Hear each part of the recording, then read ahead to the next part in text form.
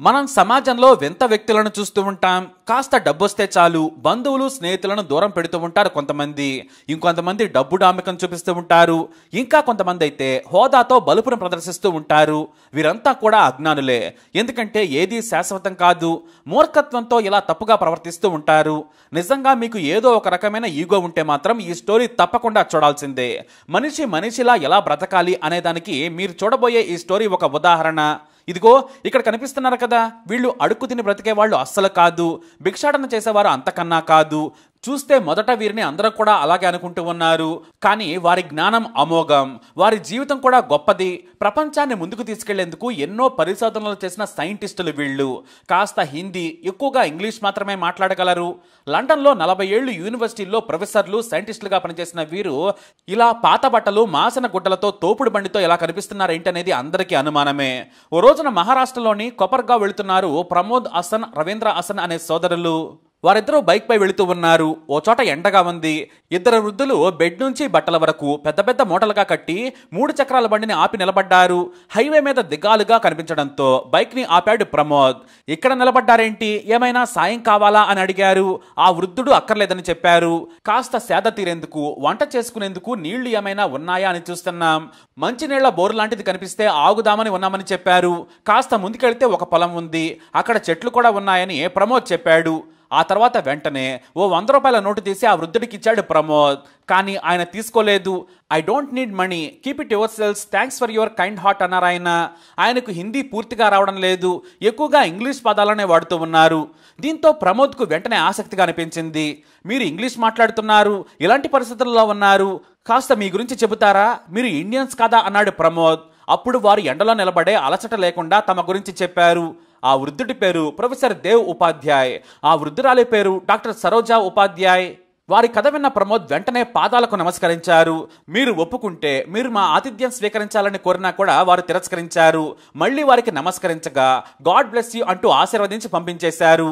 ఆ తర్వాత అక్కడి నుంచి వెంటనే ఇంటికి వెళ్ళిన ప్రమోద్ తాను కలిసిన గొప్ప వ్యక్తుల కథను ఫేస్బుక్ లో పోస్ట్ చేశారు ఆయన. వారి ఫోటోను కూడా పెట్టారు. అది కాస్త వైరల్ గా మారింది. ఇప్పుడు ఈ వృద్ధ జంటను ఏ యువకుడు గుర్తుపెట్టినా కూడా వారితో ఫోటో దిగుతున్నారు. అంతటి గొప్ప జీవితం వీరిది. దేవ్ ఉపాధ్యాయ్ భారత్లోనే పుట్టారు. ద్వారక అతని స్వస్థలం. కానీ పేదరికం కారణంగా 5 పిల్లలను పెంచలేకపోయారు అతని తల్లి. దీంతో ఆమె స్నేహితురాలు తాను పెంచుకుంటానని దత్తత తీసుకున్నారు. ఆ తర్వాత లండన్ తీసుకెళ్లిపోయారు. అప్పుడు దేవ్ వయసు కేవలం 3 నెలలు మాత్రమే. తమ ఇంటి దగ్గరలోని న్యూటన్ స్కూల్లో చదువుకున్నారు. అయితే చిన్నప్పటి నుంచి అంతరిక్షం గురించి ఎక్కువగా ఆలోచించేవారు ఆయన. మబ్బుల వెనక ఏముంది, నక్షత్రాల వెనక ఏం జరుగుతుంది, కనిపించే ఆ బ్లూ స్కై వెనక ఇంకేముందని ఆలోచించేవారు ఆయన. ఆ తర్వాత అది పిచ్చిగా మారింది. అది తెలుసుకునేందుకు ఆయన ఆక్స్ఫర్డ్ యూనివర్సిటీలో మంచి మార్కులతో సీటు సంపాదించారు. ఆస్ట్రానమీలో పీజీ కూడా చేశారు. ఆ తర్వాత తలపడిన ప్రొఫెసర్ల దగ్గర దాదాపు 7 ఏళ్ల పాటు కష్టపడి PhD పూర్తి చేశారు. యూరప్ స్పేస్ సెంటర్ నుంచి నాసా వరకు ఎంతో మంది హేమాహేమ్యాలతో పరిశోధనలు చేసిన గొప్ప సైంటిస్ట్ ఆయన. కల్పనా చావ్లాకు కూడా ఆయన పాఠాలను నేర్పించారు. ఆక్స్ఫర్డ్లో మన ఒకప్పటి RBI గవర్నర్ రంగరాజన్ కూడా ఆయన స్నేహితుడే. యూనివర్సిటీ విద్యార్థులకు పాఠాలు కూడా నేర్పారు. బయాలజీ మీద కూడా ఆయనకు పట్టుంది. పక్షవాతం, గుండెపోట్ల మీద కూడా ఆయన పరిశోధనలు చేసేందుకు ఆసక్తి చూపించి పుస్తకాలు చదివి తన అనుభవాలతో పేపర్స్ కూడా రాశారు. అయితే ఆక్స్ఫర్డ్లో చదువుకునే రోజుల్లోనే పరిచయం అయ్యారు సరోజ్. ఆమె సైకాలజీలో PhD చేస్తూ ఉండేవారు. అయితే వారి పరిచయం ఆక్స్ఫర్డ్ లైబ్రరీలో జరిగింది. తొలి పరిచయంలోనే ఇద్దరూ అదే లైబ్రరీలో పుస్తకాలు చదువుతూ కళ్ళు కలుపుకొని ప్రేమలో పడిపోయారు. ఆ తర్వాత ఇద్దరు PhDని పూర్తి చేసిన తర్వాత పెళ్లి చేసుకున్నారు. అయితే ఇద్దరు తమ వృత్తిలో బిజీగా మారారు. సైకాలజీ ప్రొఫెసర్గా ఎన్నో లెక్చర్లు ఇచ్చారు ఆమె. ప్రపంచవ్యాప్తంగా ఉన్న యూనివర్సిటీలో కూడా విద్యార్థులకు క్లాసులు చెప్పారు.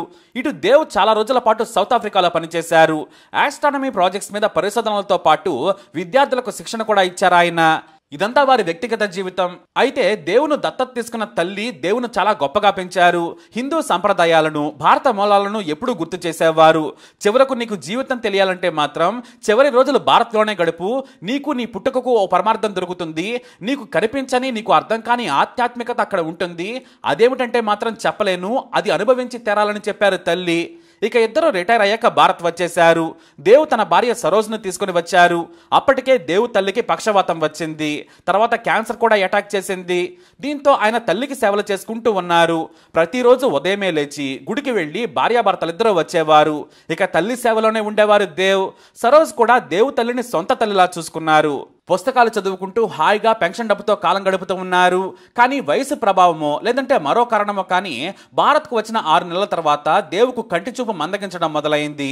డాక్టర్లు ఆపరేషన్ చేయాలన్నారు, కానీ కంటి చూపు వస్తుందని గ్యారంటీ లేదని చెప్పారు. దీంతో మళ్ళీ లండన్ వెళ్లారు దేవ్ దంపతులు. అక్కడ కూడా భారత వైద్యులే చెప్పింది చెప్పారు. దీంతో ఆయన తల్లి ఒకసారి నా దగ్గరకు రా దేవ్ అని పిలిచింది. తీవ్ర బాధలో ఉన్న ఆ దంపతులు మళ్ళీ వచ్చారు. అనారోగ్యంతో ఉన్న దేవ్ తల్లి పూజలు చేసింది. తన కొడుకైన దేవుని కూర్చోబెట్టింది. నా బిడ్డకు కంటి చూపు పోకుండా చూడు స్వామి, ఆపరేషన్ బాగా జరిగి కళ్ళు వస్తే కాలినడకన మీ దగ్గరకు వస్తాడని 7 దేవుళ్లకు మొక్కింది. కాశీ విశ్వనాథుడి నుంచి తిరుపతి బాలాజీ వరకు అందరికీ మొక్కింది. చివరగా కృష్ణయ్య నీ దగ్గరకు వస్తాడు, నా ద్వారకలోనే నువ్వు ఉన్నావు, నా బిడ్డను చల్లగా చూడమని కోరింది ఆ తల్లి. దేవ్ కూడా అమ్మ మాటే దేవుడి మాట అనుకున్నారు. కంటి చూపు వస్తే తాను కాలినడకన దేవుళ్ళ దగ్గరకు వస్తానని చెప్పాడు. అలా ఆపరేషన్కు దేవుడి మీద భారం వేసి వెళ్లారు దేవ్. మరోవైపు తన భర్తకు కంటి చూపు రావాలని సరోజ్ కూడా అందరు దేవుళ్లకు మొక్కుకున్నారు. నిజంగానే దేవుడి మహిమ మరోటా కానీ దేవుకు ఆపరేషన్ సక్సెస్ అయింది. 3 నెలల్లో మునిపటిలా చూడగలుగుతున్నాడు. అది కూడా పెద్దగా కళ్ళజోడు కూడా అవసరం లేకుండా. వెంటనే తల్లి తన కొడుకును మొక్కు తీర్చమని కోరింది. డబ్బులు కావాల్సిననున్నాయి, దీంతో తల్లిని చూసుకోమని సరోజ్కు చెప్పారు. కానీ మీరొక్కరూ వెళ్ళడం నాకు ఇష్టం లేదు, నేను కూడా మొక్కుకున్నాను, మీకు సాయంగా ఉంటానని చెప్పారు సరోజ్. అంతే, మరో సోదరుడికి డబ్బులు ఇచ్చి తల్లిని చూసుకోమని పాదయాత్రకు బయలుదేరారు దంపతులు. రోజుకు 20 కిలోమీటర్ల చొప్పున ప్రయాణిస్తూ దేశం మొత్తం తిరిగారు. మన తిరుపతి వెంకటేశ్వర స్వామిని కూడా మొక్కుకున్నారు. పాత బట్టలైనా కూడా వీలు చిక్కినప్పుడల్లా ఉతుక్కునేవారు. రోడ్డు పక్కనే వండుకుంటూ ఇలా యాత్రలు చేస్తూ ఉన్నారు. అనారోగ్యం పైలన్నా కూడా డాక్టర్ దగ్గరకు వెళ్లేవారు. వారి దగ్గర ఫోన్ ఉన్నా కూడా పెద్దగా వాడేవారు కాదు. తన తల్లి కోసం మాత్రమే ఫోన్ చేస్తారు దేవ్. వారి దగ్గర కొంత డబ్బు ఉంది. ఇక నెల తిరగక ముందే ఇద్దరికి కలిసి 8 లక్షల రూపాయల పెన్షన్ వస్తుంది. దీంతో యాత్రకు బయలుదేరిన తర్వాత వారు మరింత ఆధ్యాత్మికతలోకి వెళ్లిపోయారు. ఇంత డబ్బు మనం ఏం చేసుకుంటాం, మన పిల్లలంతా అక్కడే ఉన్నారు, మన కోసం ఇంత డబ్బు ఎందుకొని వెంటనే కళ్ళు లేని వారి కోసం ద్వారకలో నడిపే ఓ సంస్థకు మొత్తం పెన్షన్ డబ్బును బదిలీ చేసేస్తూ ఉన్నారు. కేవలం 10% మాత్రమే వీరు ఖర్చుల కోసం ఉంచుకున్నారు. పెద్ద పెద్ద ఆపద వస్తే 1 నెల జీతం తమ దగ్గర ఉంచుకుంటారు. మిగతాదంతా కూడా ఆ ట్రస్ట్కే ఇచ్చేస్తూ ఉంటారు. పైగా లండన్లో కూడా వారికి మంచి ఇల్లు ఉంది. కోట్ల రూపాయలు విలువ చేస్తే ఆస్తులున్నాయి.